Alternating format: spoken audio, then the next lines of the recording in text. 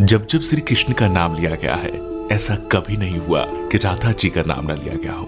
श्री कृष्ण को अमूमन भक्त राधे कृष्ण कहकर पुकारते हैं, क्योंकि यह दो शब्द, ये दो नाम सिर्फ एक दूसरे के लिए बने हैं और इन्हें कोई अलग नहीं कर सकता। लेकिन तब क्या हुआ था जब कृष्ण को राधा को छोड़कर जाना पड़ा? बिना कृष्ण के आखिर राधा कैसे रही होगी? ये सवाल ही मन में व्याकुलता पैदा कर देता है। आज हम राधा के जीवन के वो पन्ने पलटने जा रहे हैं जिसके बारे में हम में से ज्यादातर लोगों को कुछ नहीं पता होगा। कृष्ण से राधा और राधा से कृष्ण को कोई जुदा नहीं कर सकता, लेकिन हालात और वक्त ने इन्हें भी नहीं बख्शा। यह हम सभी जानते हैं कि कृष्ण का बचपन वृंदावन की गलियों में बीता। नटखट नंदलाल अपनी लीलाओं से सभी को प्रसन्न करते तो कुछ को परेशान भी करते, लेकिन कृष्ण के साथ ही वृंदावन की खुशियां थी। कृष्ण ने अपनी बांसुरी की मधुर ध्वनि से अनेकों गोपियों का दिल जीता, लेकिन सबसे अधिक यदि कोई उनकी बांसुरी से मोहित था तो वो राधा थी। लेकिन राधा से कहीं ज्यादा प्यार कृष्ण उन्हें करते थे। राधा कृष्ण से उम्र में 5 वर्ष बड़ी थी, लेकिन फिर भी इस बात का फर्क न कृष्ण को पड़ा और न ही राधा को। राधा वृंदावन से कुछ ही दूरी पर रैपल्ली नामक गांव में रहती थी, लेकिन रोजाना कृष्ण की मधुर बांसुरी की आवाज से वो खिंची चली आती थी। कृष्ण का जीवन भी साधारण नहीं था। धीरे धीरे वह समय निकट आ रहा था जब कृष्ण को वृंदावन छोड़कर मथुरा जाना था।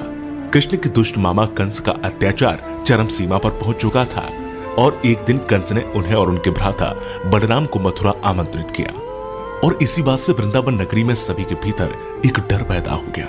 वृंदावन में मानो जैसे मातम सा छा गया था। मां यशोदा तो परेशान थी क्योंकि उनका दिल का टुकड़ा उनसे दूर जा रहा था, लेकिन कृष्ण की गोपियां भी कुछ कम उदास नहीं थी। दोनों को लेने के लिए कंस के द्वारा रथ भेजा गया, जिसके आते ही सभी ने उस रथ के आसपास घेरा बना लिया, यह सोचकर कि कृष्ण को नहीं जाने देंगे।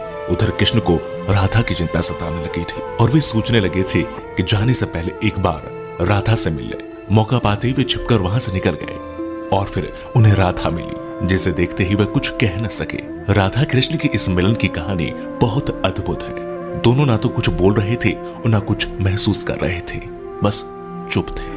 राधा कृष्ण को न केवल जानती थी बल्कि उनके मन और उनके दिमाग को भी समझती थी। कृष्ण के मन में क्या चल रहा है वे पहले से ही भाप लेती थी, इसलिए शायद उन दोनों को उस समय कुछ बोलने की आवश्यकता नहीं पड़ी। और आखिर राधा को अलविदा कहकर कृष्ण लौट आए और आकर गोपियों को भी समझाया और अनुमति लेने के बाद वहां से चले गए। और वृंदावन कृष्ण के बिना सूना हो गया।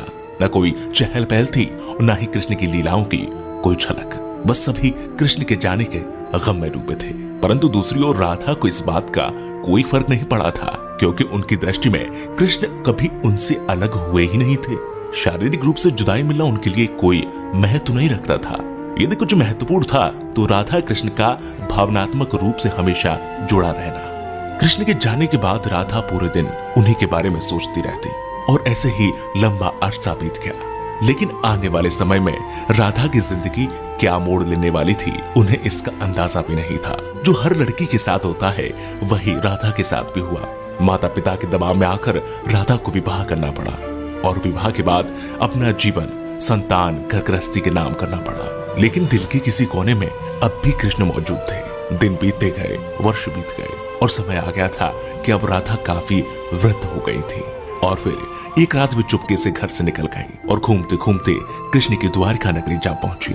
वहां पहुंचते ही उन्होंने कृष्ण से मिलने के लिए निवेदन किया, लेकिन पहली बार उन्हें मौका प्राप्त तब हुआ जब कृष्ण काफी लोगों के बीच घिरे हुए खड़े थे। राधा को देखते ही कृष्ण की खुशी का ठिकाना नहीं रहा, लेकिन तब भी दोनों में कोई वार्तालाप नहीं हुई, क्योंकि अभी भी उन्हें अल्फाजों की आवश्यकता नहीं थी। कहते हैं कि राधा कौन थी यह द्वारिका नगरी में कोई नहीं जानता था। राधा के अनुरोध पर कृष्ण ने उन्हें महल में एक देविका के रूप में नियुक्त कर दिया। वे दिन भर महल में रहती, महल से संबंधित कार्यों को देखती और जब भी मौका मिलता दूर खड़े होकर कृष्ण के दर्शन कर लेती। लेकिन फिर भी न जाने क्यों राधा में धीरे धीरे एक भय पैदा हो रहा था, जो बीतते समय के साथ बढ़ता चला गया और उन्हें फिर से कृष्ण से दूर जाने का डर सता रहा था। उनकी भावनाएं उन्हें कृष्ण के पास नहीं रहने देती। साथ ही बढ़ती उम्र भी अब उन्हें कृष्ण से दूर ले जा रही थी।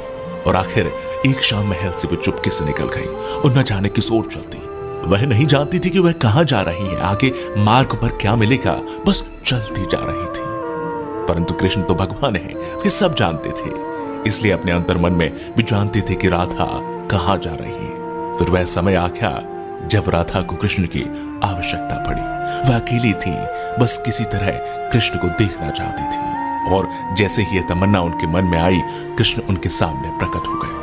कृष्ण को अपने सामने देखकर राधा खुश हो गई। परंतु दूसरी ओर वह समय निकट आ गया था जब राधा अपने प्राण त्याग कर दुनिया को अलविदा कहना चाहती थी। कृष्ण ने राधा से प्रश्न किया, कहा कि वे उनसे कुछ मांगे, लेकिन राधा ने मना कर दिया।